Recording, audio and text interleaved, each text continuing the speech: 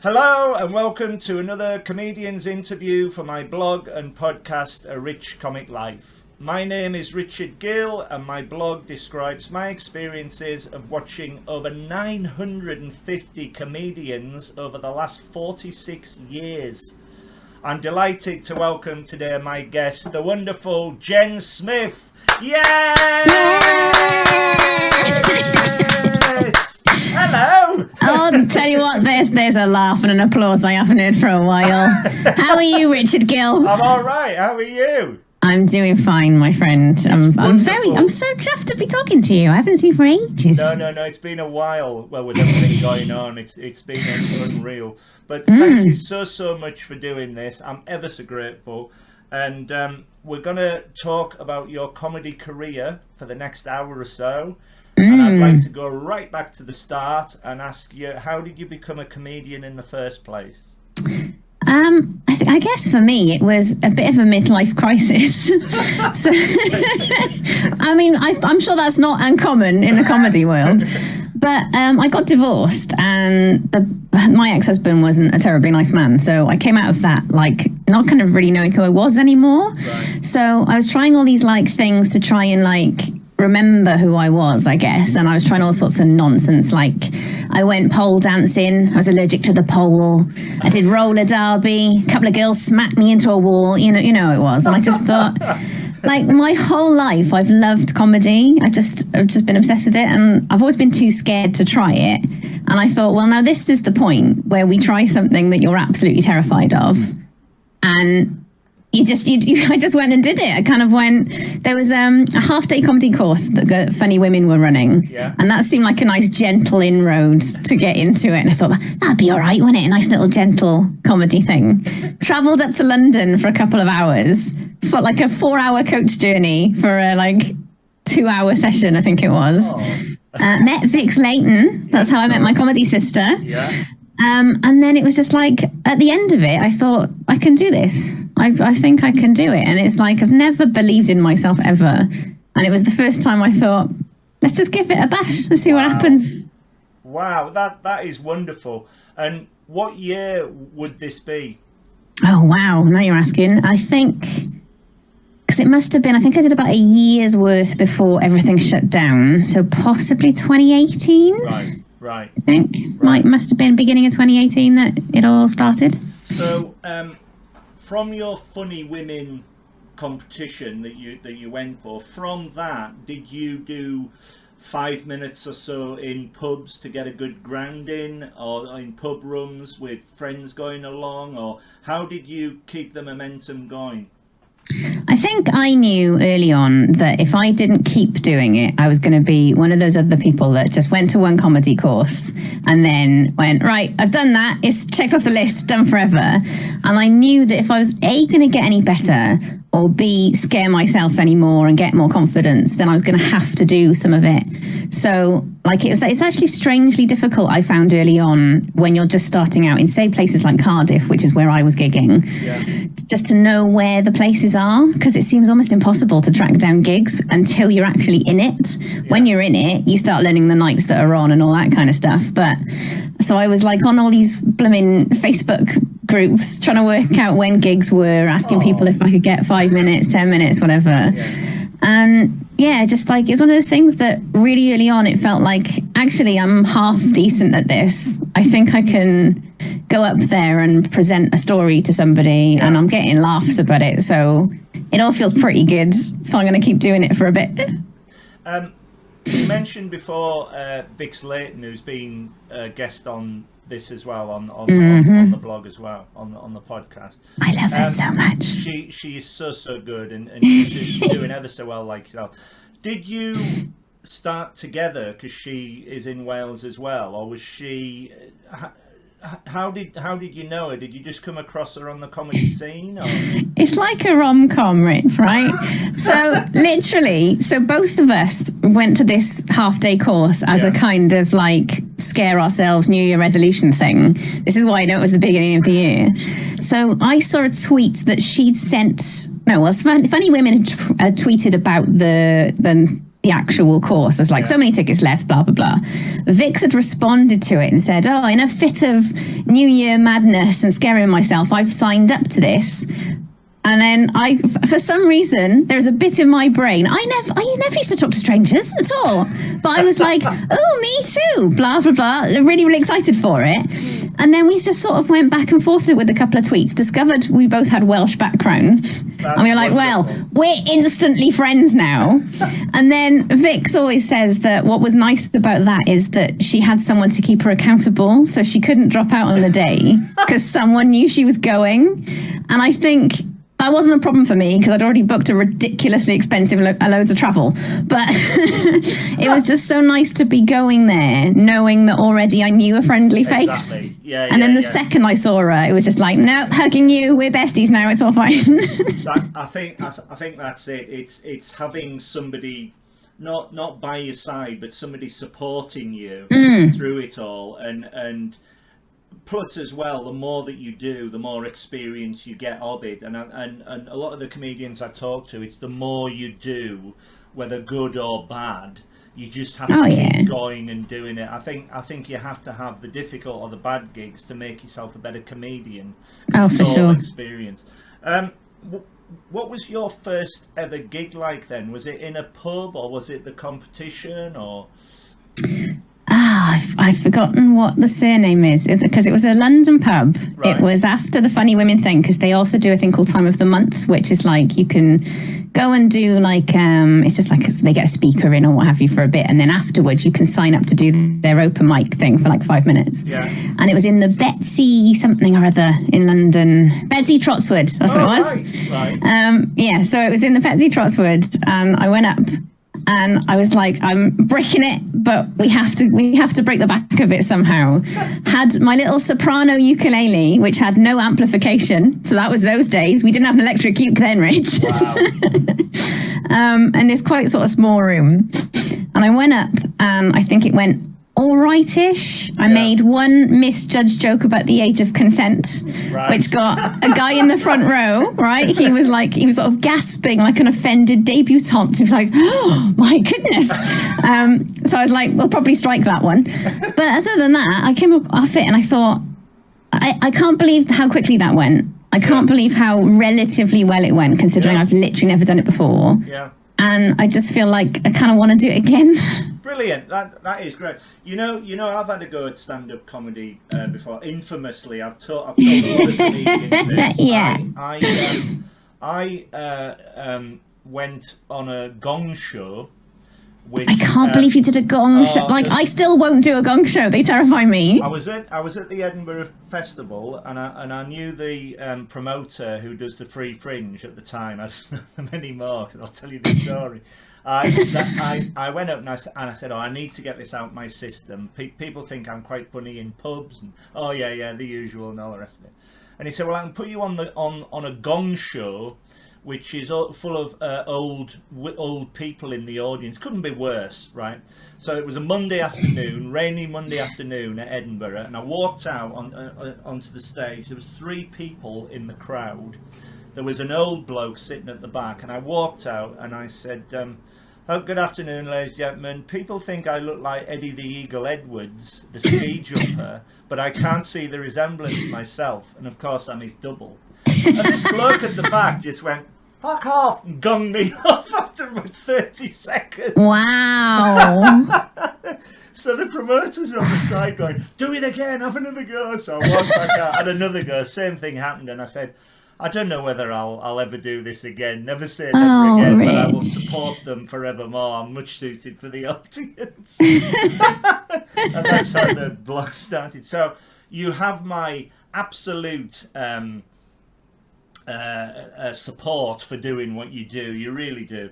That's a classic opener, isn't it? Getting up and making a comment on your appearance. Exactly. All the comedians do that. I thought that's a fail-safe, but I don't think. I don't think they knew who he was. Anyway. Maybe your reference points were out. That was the problem. So it was ridiculous. Have you ever found it difficult breaking through into comedy? Have you ever not wanted to do it? Have you ever thought this is not for me? Because what is wonderful from what you're saying is you were confident from the start, or you felt as though you could do it. Was there ever a point where you thought, oh, this might be a bit more difficult than I thought? I never think I can do it, Rich. I've got an entire lifetime of underestimating myself and thinking that I'm rubbish. But it's like, I think I've been very, very fortunate in that when I tried to start doing it, it was an environment where people were a little bit more willing to hear from people who weren't cis straight white dudes anymore. Yeah. Certainly the ones that are still out there, with respect to some of you, you're all doing the same material. Please stop it. But it's like, I got very, very lucky that the friends that I made in that sort of community, and certainly people like Vix and what have you, there are so many women in particular that are so willing to boost each other up, give each other opportunities. And, it's not all been women. Sort of when I was doing all the Cardiff gigging, there are so many sort of straight white men that are running nights, and we're just like, yeah, we really like the stuff that you do. Please come and give us 10 or what have you. Yeah. And I think it's really nice that I came into it at a time, I think, where I'm not saying it's perfect because there are still issues with it, but it came into it at a time when people were more willing to hear slightly more diverse voices than they had done before. I've come across certain other comics while I've been on the circuit, which are people who are so disrespectful. If you are anything other than a cis straight white man, then they'll talk during your set, they'll nudge each other. On one occasion, someone was banging a crisp packet, and you were just thinking, mate, it's 10 minutes. Can you maybe give me 10 minutes? But I mean, generally speaking, it just seems to be going in the right direction. I think everyone's kind of bored of the same material now, so people want to hear stuff that's different. My answer to that is, if you're funny, you're funny. There are loads of, thank God now, female comedians. There should always have been. There were so many. Oh yeah.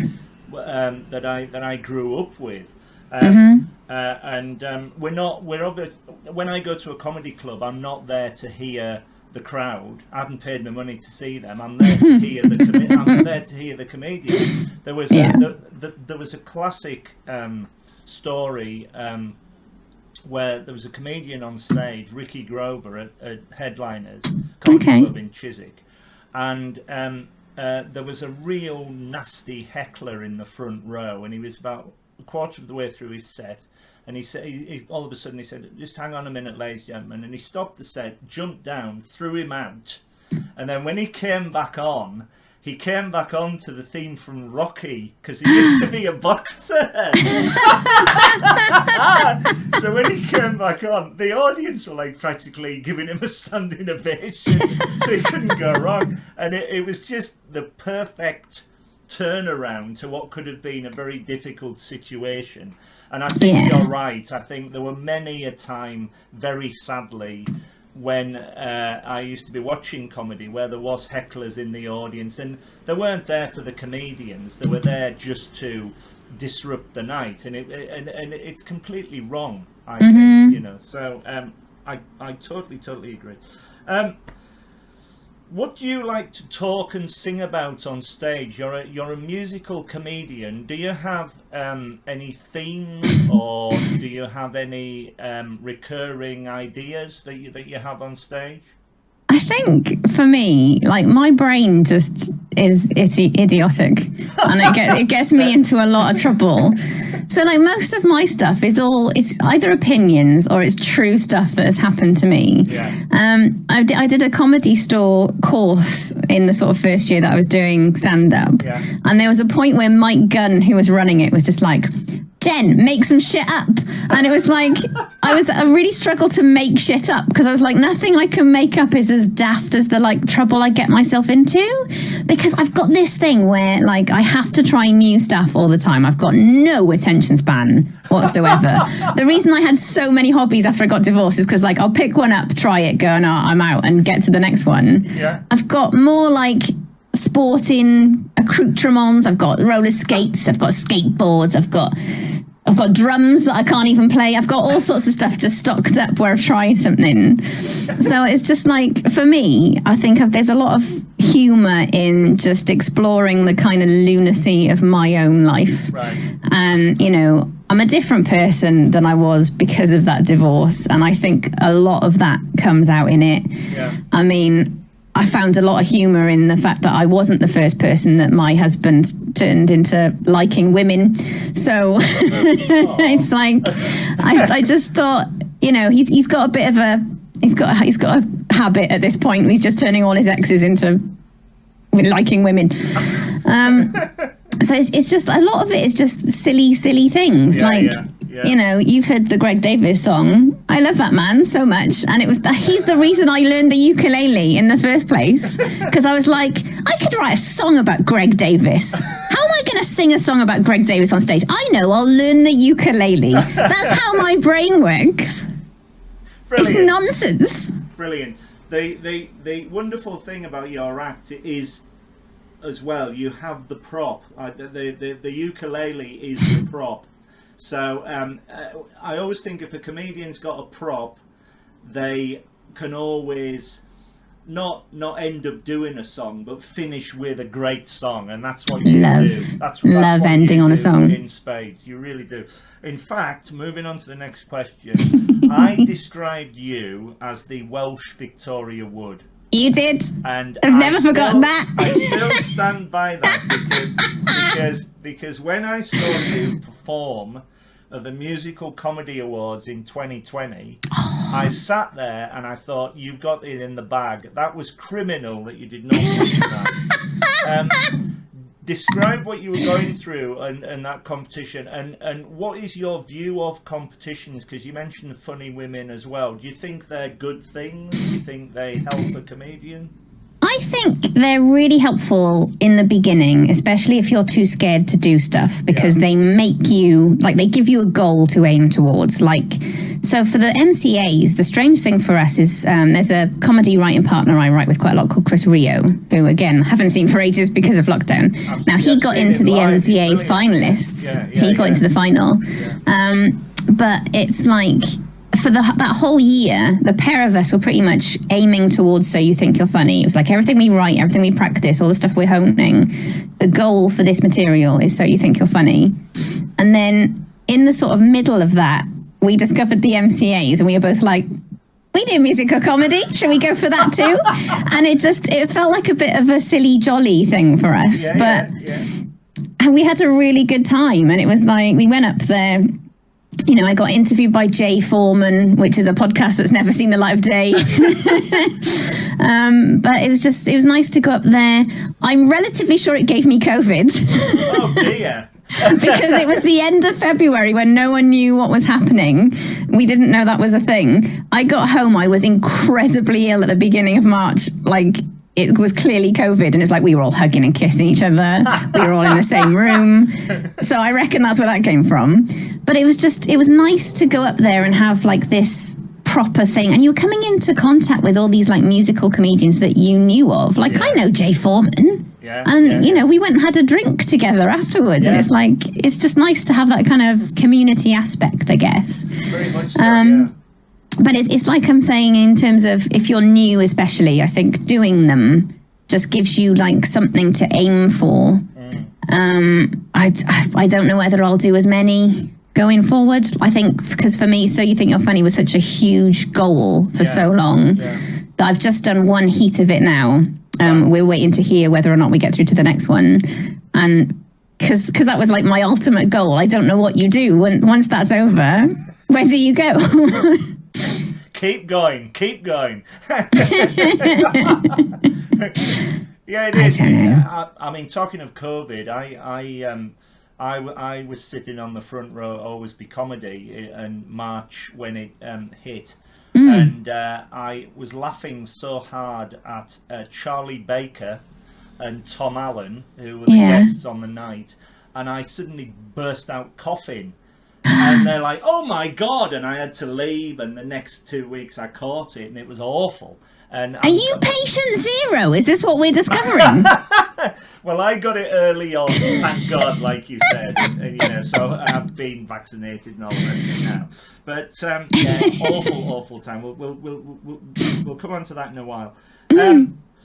Whenever I've seen you on stage, and I've seen you at a few times, you always appear very confident when you start your act, when you do your act. Do you suffer from any nerves beforehand, before you go on stage? And if so, how do you deal with them? I mean, I still get a bit of a wobble. I think it's natural to get a wobble. Like I stream a lot now, and I still sort of get a little bit of that, like, ooh, we're doing the live thing very shortly. But I think for me, very, very early on, I read a book. Oh God, I wish I could remember which one it was. I can't remember, but basically there was some advice in it about how if you reframe it pretty much. So it's not nerves, it's adrenaline. And it's like all those things that you're feeling is just your body getting ready to do a thing. Yeah. So all the shakiness, all the sort of feeling a bit wobbly, that's literally just your body getting into this like alert thing. I mean, I've still got a nip to the loo every time before I go on stage because I'm just like, oh my God, I'm so nervous. But then I just have to kind of like talk to myself and go, look, it's just adrenaline. It's all fine. Brilliant. If you want to freak out afterwards, you can freak out afterwards, but not right now. That is great, because whenever I go to a comedy show, I always give my absolute all as a member of the audience. It's very, very rare that I sit in silence. I'm either rocking or laughing loudly or whatever, because I'm having such a great time. And I feel like that straight after the comedy. I feel as though I'm coming down because my adrenaline's gone up because I've enjoyed myself so much. 100%. You're probably going through exactly the same thing, where it's just like you're all hyped up to get involved. Yeah. How do you approach writing a comic song? Do the words come first or the music? That's an interesting one. I think it's a little bit of both, really. Yeah. I frequently play about with like chord progressions that I like. So I'll like now and again I'll write down something in my book and go, right, I really like that chord progression, and maybe I can do something with that at some later point. And normally I'll then have a little think about any ideas I've got for songs and try and pair the two. But sometimes I'm also just like, when I wrote the Greg song, for example, it was like there were certain, because I couldn't even play the uke when I started writing the Greg song, so it's the ideal sort of example, where I was just thinking of stupid, funny, rhyming pairs of things that I could put in as sentences and stuff that described him and shows he was in and all this kind of stuff.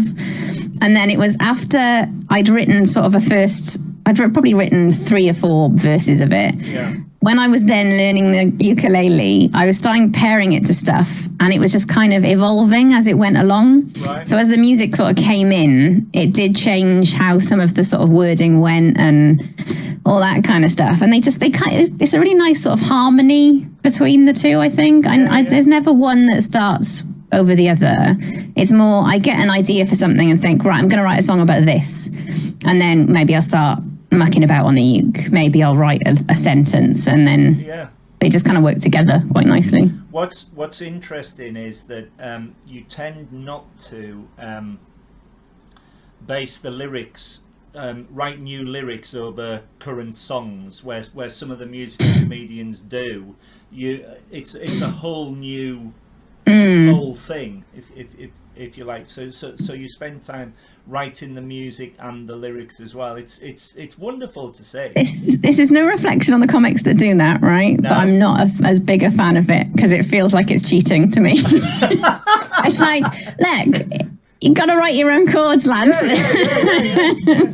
When I again, I'm talking about Always Be Comedy because it's the main one I go to. But when I sit on the front row there, sometimes they get me up singing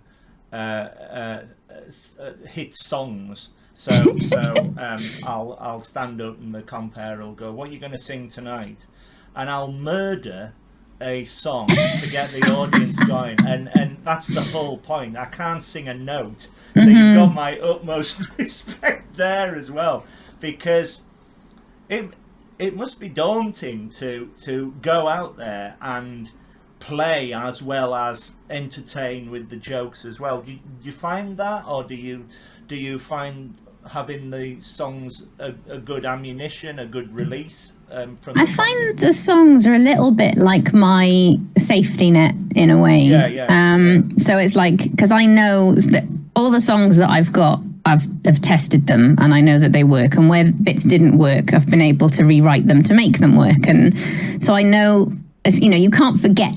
I say you can't forget the song. I did once forget the song halfway through. Wow. But I started again.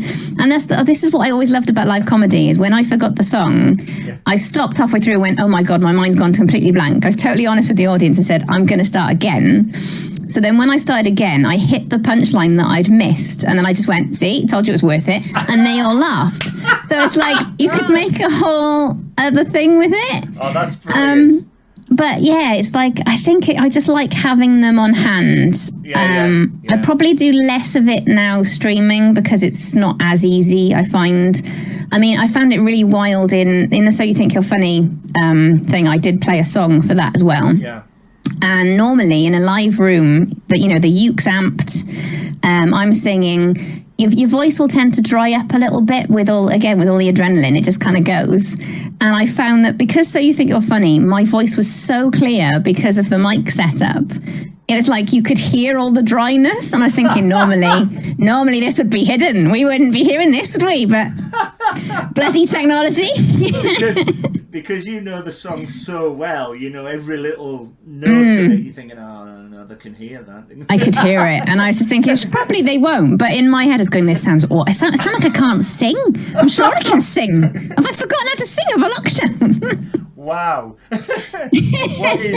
What is brilliant about that was, other than this blog, the most creative thing I've ever done was write a play,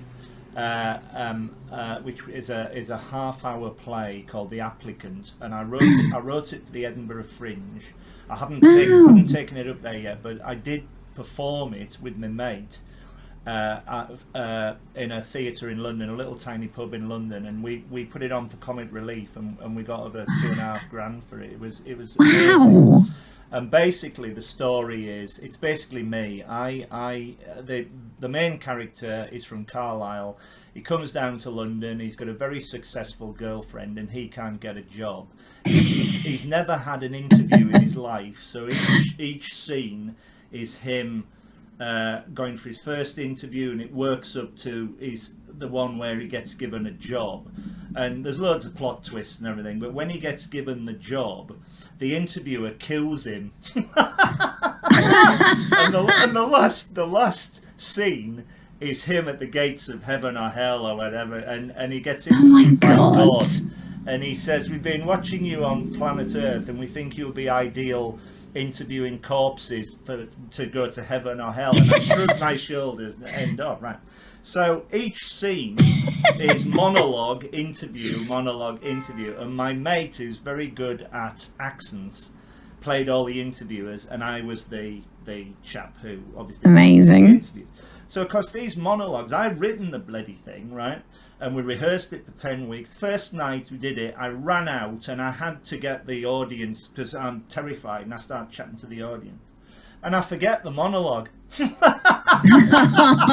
I just blurt out words, and I'm like, what is going on here? Oh my God. And as soon as he came on, it's a bit like you with the guitar, the ukulele. As soon as the other person came on, we were fine.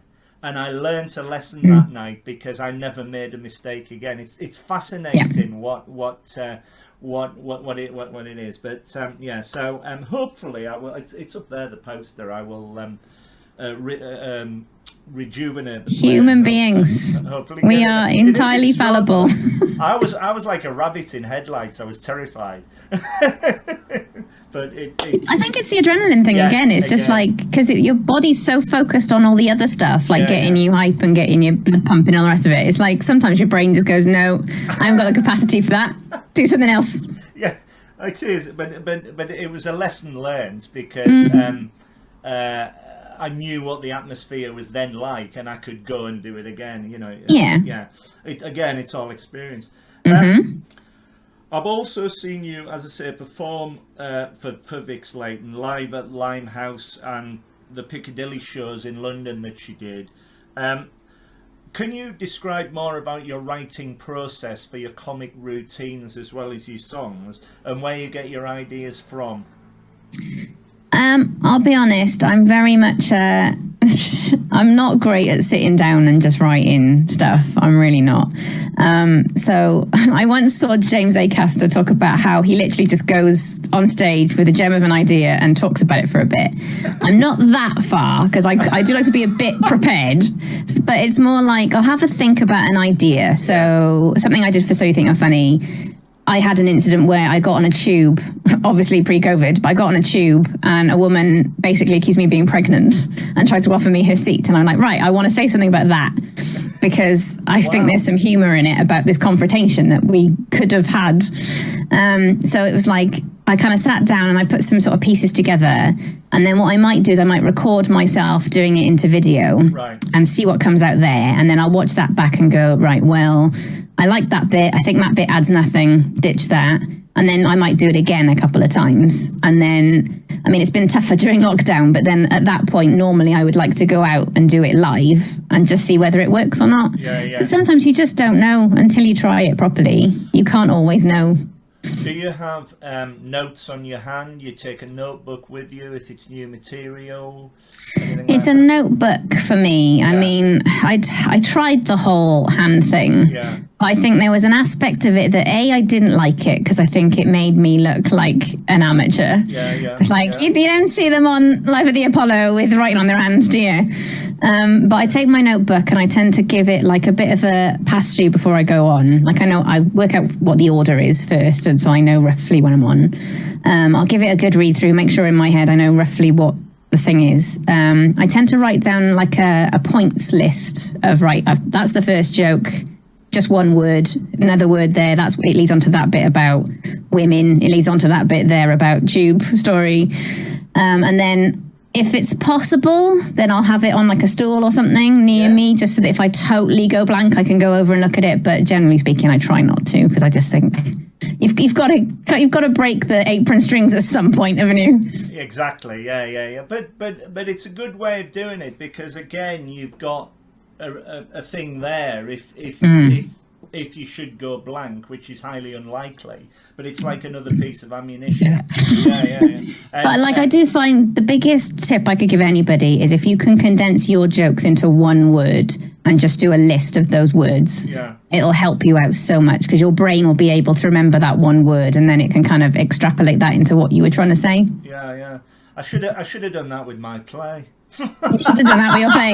It would have been a very long list though, Rich, depending on how long this play was. And when you say about James Acaster, there's a testimonials page on my blog, and I think he's one of the best comedians going, because he can just take a word and run with it. So good. And he did a testimonial for me, and he put, if I wasn't a comedian, I would happily sit next to Richard Gill all day and make him laugh. I mean, how genius is that, you know? So I said, well, anytime, that's great. I talked about Acaster literally this week, because where I work as a day job, they've got a really bad habit of saying like he/she, and it really does my head in, because it's so easy to just say they. So I've literally sent to everyone I work with pretty much the clip of James Acaster going he or she, and it's like said by men who forget that she existed, but they're like, can't catch me, I got it in. And then he goes, there's this other word that women use. Men don't know this word exists. That word is they. And every time I watch it, I'm just like, yes, James. Exactly. He speaks to me on a deep level. he's one of the best current ones by a He's mile. Great. So good. This is what I love as well. You've written a sketch that's appeared in a BBC comedy series, Welcome Strangers. I know. How did that come about? And congratulations. Thank you. Unbelievable, isn't it? It's not. It's deserved. But It's like, I think it's what I touched on earlier, really, about the fact that there are so many women in particular willing to boost other women up, and it's been wonderful. So that Welcome Strangers is co-produced by a wonderful Cardiff comedian called Sarah Breeze, who is somebody who I met on the circuit. And again, it's just one of those things, we kind of bonded, we're doing the same thing, what have you. She's such a brilliant comedian, and she's done so much good stuff as well. Yeah. And she kind of just approached me one day, said, look, we're writing series 2. Do you fancy trying a sketch for us, just pitching one? So I pitched the one about, it was 2 girlfriends who discovered a genie in a lamp, but the genie basically can't, he's stuck in the sort of mining past because it's a mining lamp, so it's an old Welsh mining lamp. And he said, "Oh, I can get you 2 hours off on a Saturday if that's what you want. I'll get you a matlock. Do you want a matlock?" So yeah, it was like, and it was unreal because she said they had to we had like a writer's room as well, which was really nice over Zoom, just for everyone to sort of talk to each other. If we had ideas, we could talk about them. And then they had to pitch it to the BBC. They didn't know which ones were going to make through to series 2. And then they told me that one had made it to series 2, which was lovely. And I think they've got a 3rd series coming out soon. Are you doing more? I did write one, but to be it was very similar from what one they'd already had, I think. So it was something about a thief that was coming around and pickpocketing people's emotions. I like that. That's a great idea. But I think there's probably a similar one on the way. Wow. What to date has been your comic highlight? Well, I mean, being on the BBC was nice because it was recorded by, brilliant Welsh comics, and also my parents know what the BBC is, so that's something. But I think for me, one of the biggest ones, and still sticks with me, is when I did the Comedy Store course. It was like a sort of 6-week commute every Sunday, 4 hours on a megabus, 4 hours back. Ridiculous. But our showcase that we performed in the Comedy Store, and it was to I think it was 200 people in the end, 200 or 300. And just the fact that, it was in this iconic Comedy Store that has always meant something to me. It was such a huge deal. And it was like, I was in their green room. I was with other people. Mike Gunn was in the dressing room with us. He was doing our intro. Yeah. A great comedian and a really, really nice guy. Yeah. And then to have to step out onto this, iconic stage and perform my own material to 200 people, it was cool is that? So special. I'll never ever forget it. I've still got the ticket and some photos from the night and stuff in a frame, because you're never forgetting that happened. Wow. I've been down in London 30 years this year.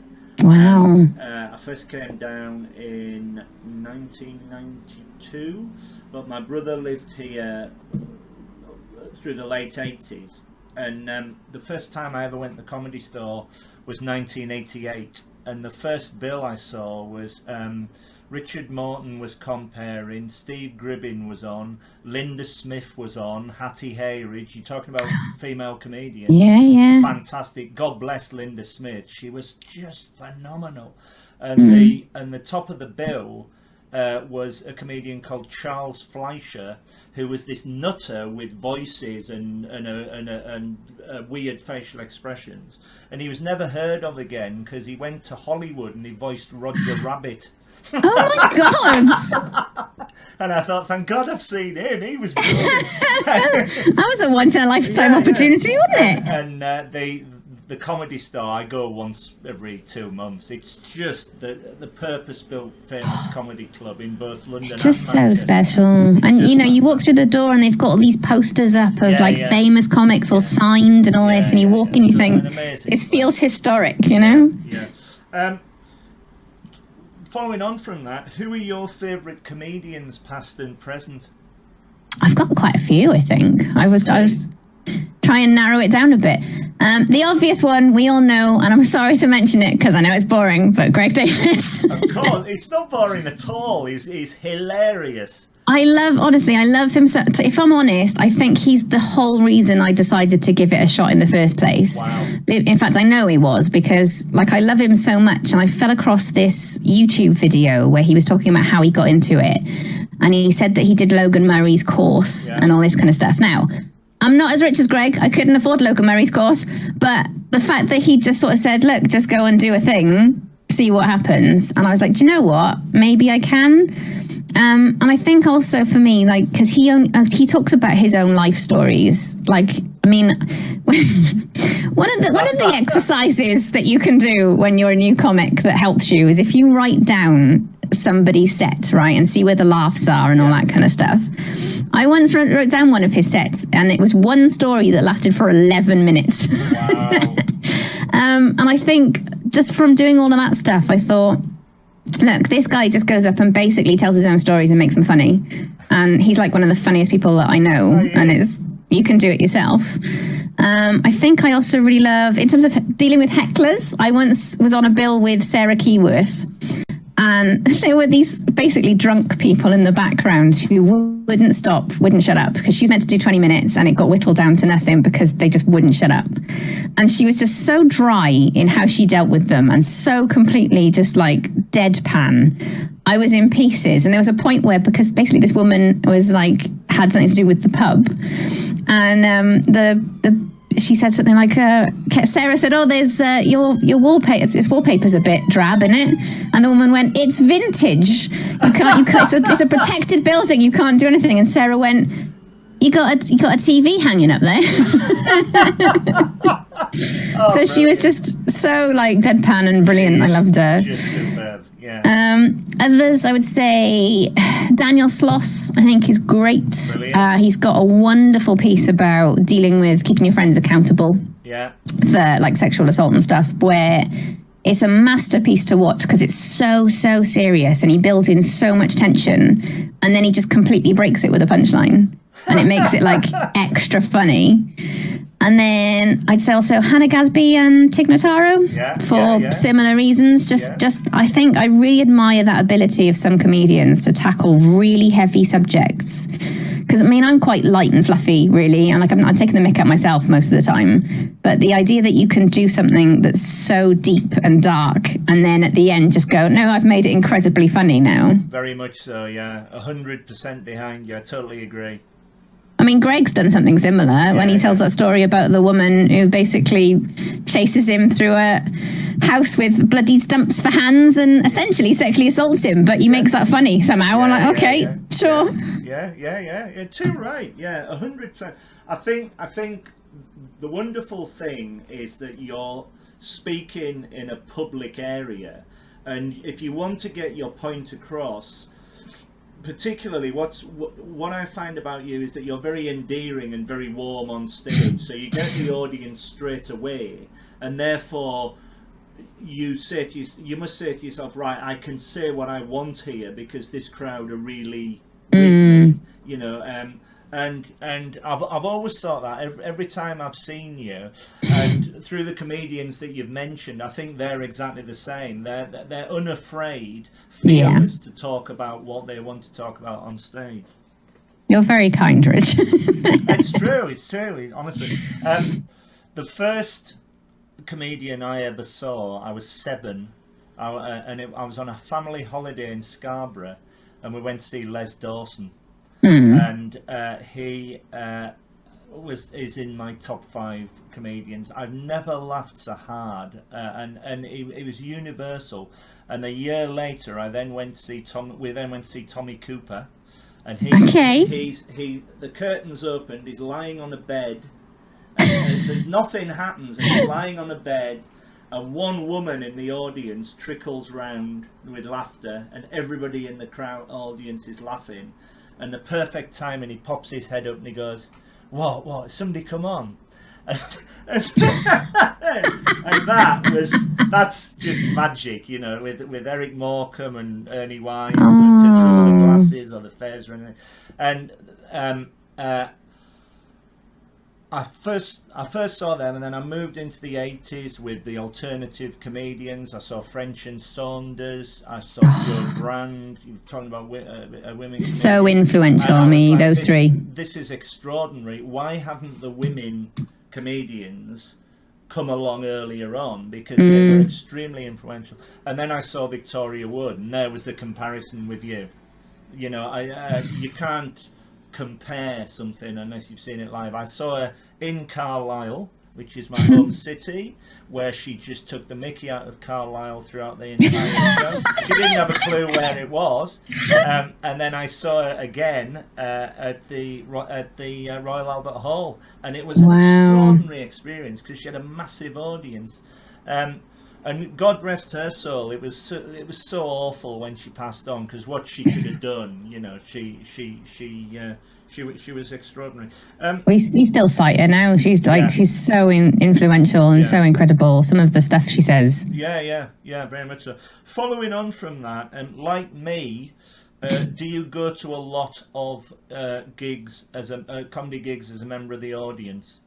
So many. I mean, before lockdown, it was just like, I'm like you. I love it. I could just absorb it in my soul, which is why it called to me in terms of actually doing it. Yeah. Like, you know, I had many years of being told I was rubbish and useless and not funny. So that's why I never tried it before.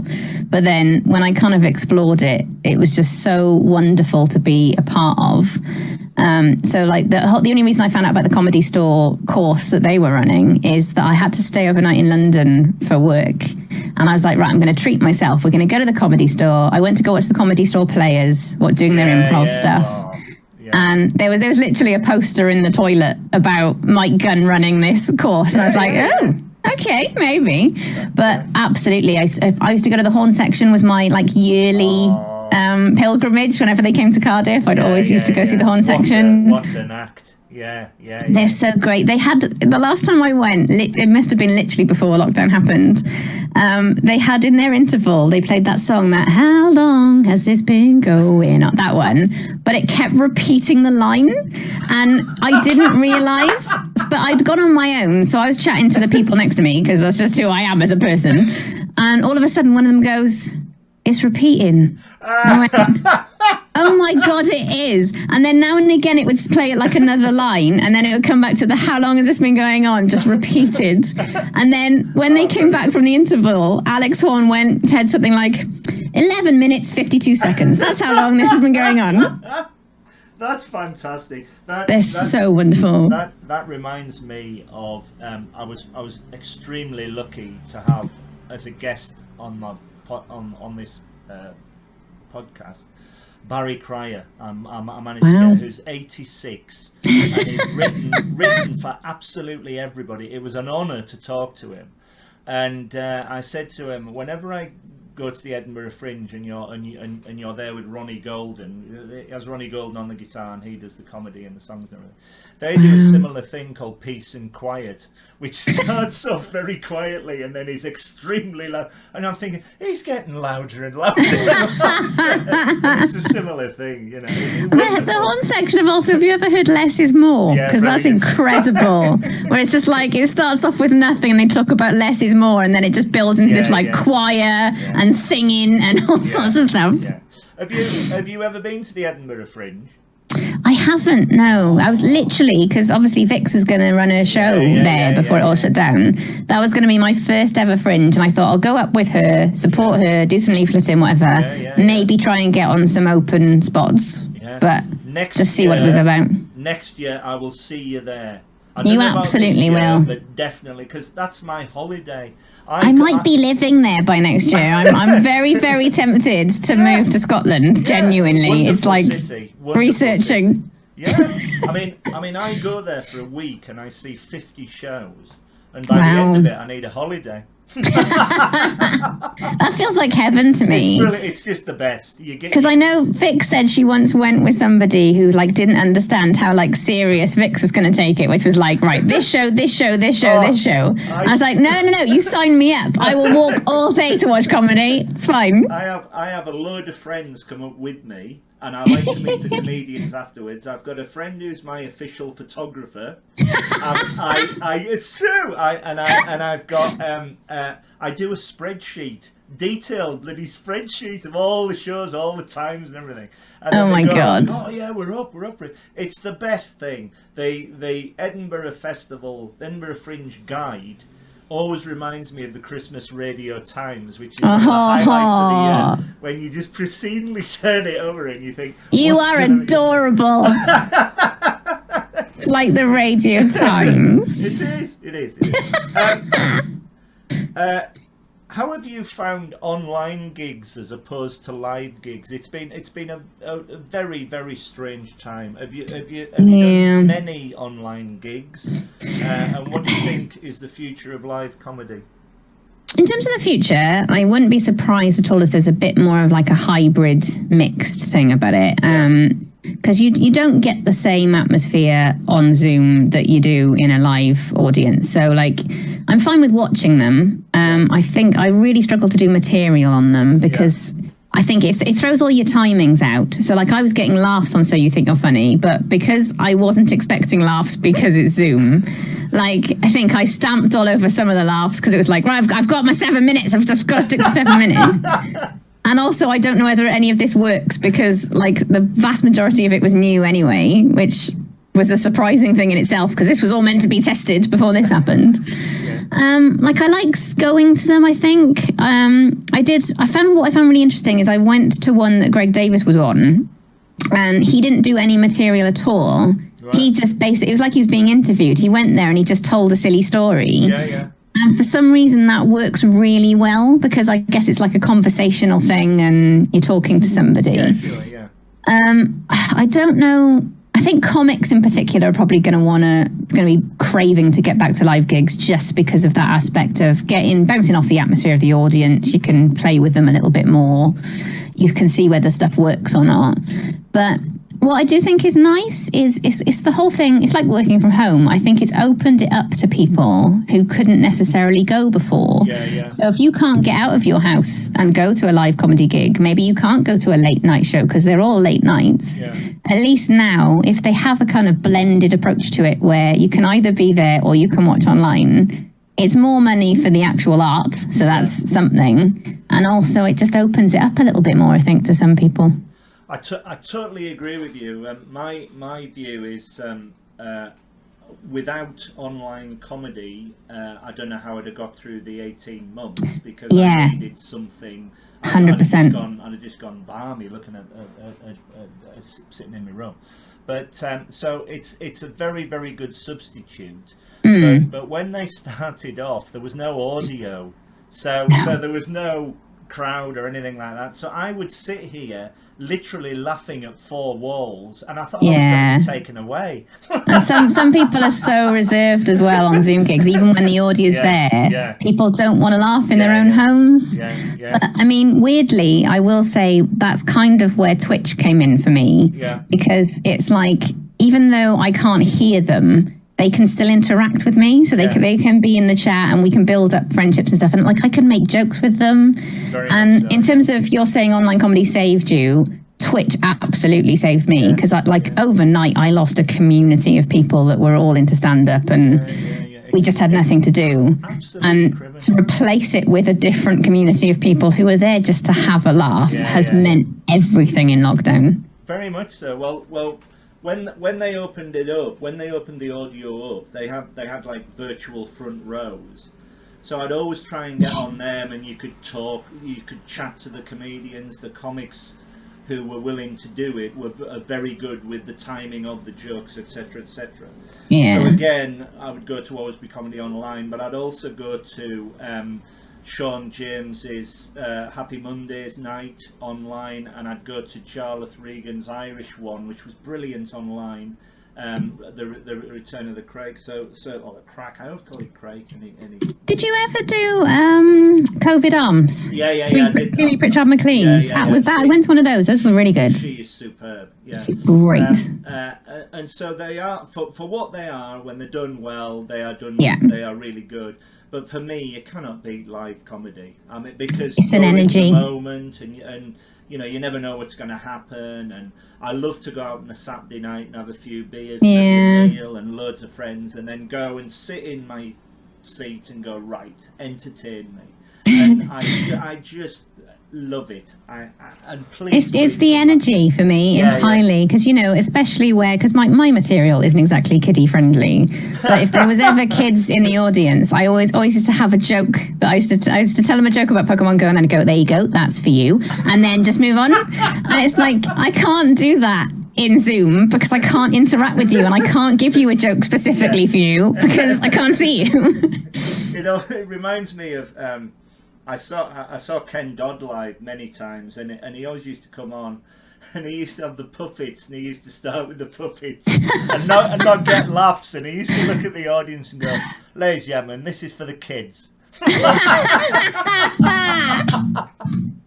He was just a master at it. There we go. I'm just following the greats with my joke for the kids. All the kids were asleep because he was on stage too long.